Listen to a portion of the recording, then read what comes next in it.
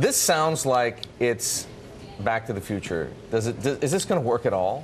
Back to the Future, too little, too late. And as I warned Bloomberg listeners to preserve capital nearly 14 months ago when JCPenney was at 42 and Ron Johnson was selling all his stock at 42, this is a stock that's going from 15 to 5 to 2 and may not make it.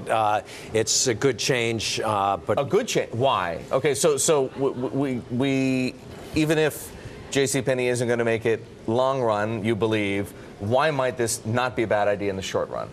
Because Penney's always been promotional. Before Johnson came in, the discounts were up to 78%, so they were on par with Macy's. But now, and that's the consumer mindset when they think of JCPenney, sale, Macy's, Dillard's multi-regional in the South, and now Penney's lost thousands of good people. Glenn Murphy at the Gap has hired Michael Francis, the former president. DeStefano, the head of e-commerce, just left. Frank Blake just hired the VP of marketing. So right strategy, but doesn't have the people really to put it in place. And the shoppers have already gone. They've lost 1/3 of their online business and about 1/4 of their on-land business. All right, but could we make the argument, well, now is when it looks cheap. They made a mistake last year in that not offering promotions didn't work for them. So now a year later, could Ron Johnson and company say, that was the mistake we made last year. We have a smaller inventory. We've got this new home department. We've got Joe Fresh. We've got Marchesa. Let's offer some promotions. We got Mother's Day event coming up. We have Easter coming up. Maybe this is the time when it looks cheap. Maybe you should run JCPenney. Yeah. Stephanie should. I ain't moving to Texas. Yeah. Stephanie. Plano, Texas? Yeah. No. Correct on all fronts, but the Easter ad this week is still 20 to 25% off. So the discounts aren't deep enough, and ultimately there isn't enough money on the revolver. And to Stephanie's points, you need the vendor support to support the markdowns and the promotional programs. The vendors have already some vendors have already started factoring Penney's receivables for payments due on April 30th. The annualized rate is over 20%. So if the vendors aren't there, the discounts won't be deep enough to get the shoppers there.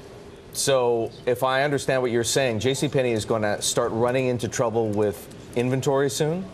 Not yet. The key is between Memorial Day and Labor Day, especially Labor Day, because if the vendors ask for LCs or letters of credit, which is, you and Stephanie know, is a straight drawdown on working capital, then it's going to be tough to make the Christmas, Hanukkah holidays. That's what I was saying, right? So eventually they're just not going to be, the vendors aren't going to work with them collaboratively to get enough merchandise into the store. And that, to me, I mean, that does sound like a bit of a kiss of death. Rick, real cause for concern.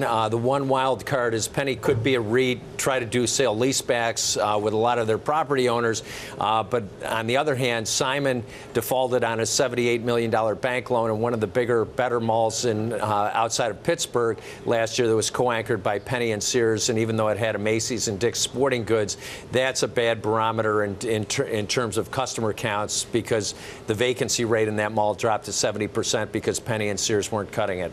Now, are there so few executives, top executives in the retail world? Well, you were just mentioning those who've already left. We also look at some top people at Penney, and they're making the commute from California, from Boston, from New York, very expensive. Is it so thin at the top of retail that there's really a handful of people? If you don't have Mickey Drexler, you can't get it right?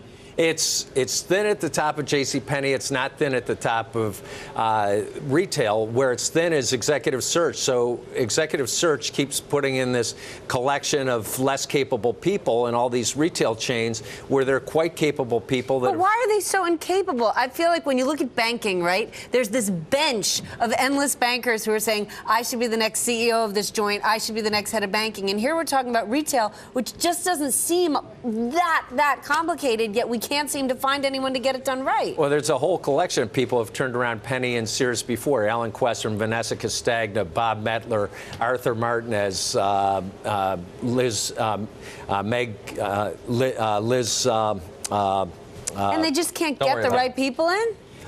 No, it's the executive search firms, and the board of Penney is primarily retired people, most of whom don't know the detail and the rhythm of retail, so they don't know who they're looking for. The search firms are putting in the guys who may look great and dress right, but for retail, you might need a lot of short, schlubby men and women that know the fashion trends and know the consumer and how to beat the competition. If they look great and dress well, hire Eric Schatzker. He should be the new CEO of JCPenney. You thought it should be me? How about Eric? Just a fast footnote: Eddie Basha, one of the great retailers and philanthropists and educators, died in Arizona last night, and just want to recognize him and his passing because, to Stephanie's point, there are a lot of great retailers of all ages and many to turn Penney around.